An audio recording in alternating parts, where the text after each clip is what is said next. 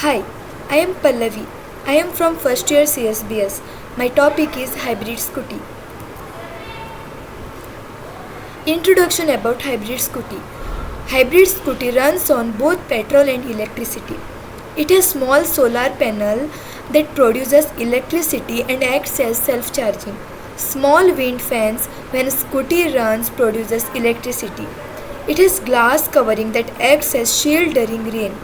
Navigation to parking locator, Google Maps, music system through USB Bluetooth earpods, clock, combined braking system, fast charging, speedometer, digital trip meter, 126 km per hour top speed, LED headlight, and it has phone charging slots. Let's see benefits and highlights of critical problems to solve.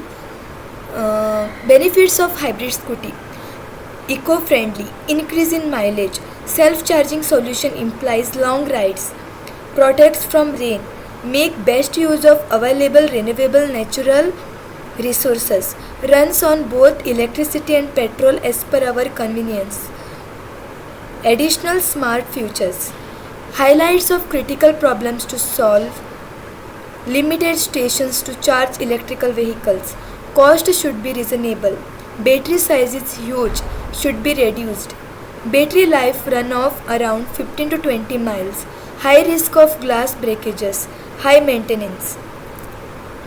It is possible to design and build a prototype electric motorcycle that is equipped with solar panels and a wind turbine.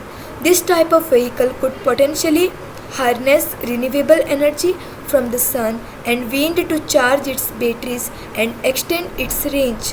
There are a few key considerations to keep in mind when designing and building a prototype electric motorcycle with solar panels and a wind turbine. Power requirements. The power requirements of the electric motor and other vehicle systems will need not to be carefully considered in order to ensure that the solar panels and wind turbine are able to generate enough energy to meet the vehicles.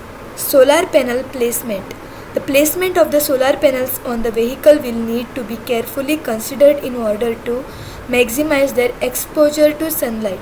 This may involve mounting the panels on the top of the vehicle or on special rocks attached to the sides or rear of the vehicle.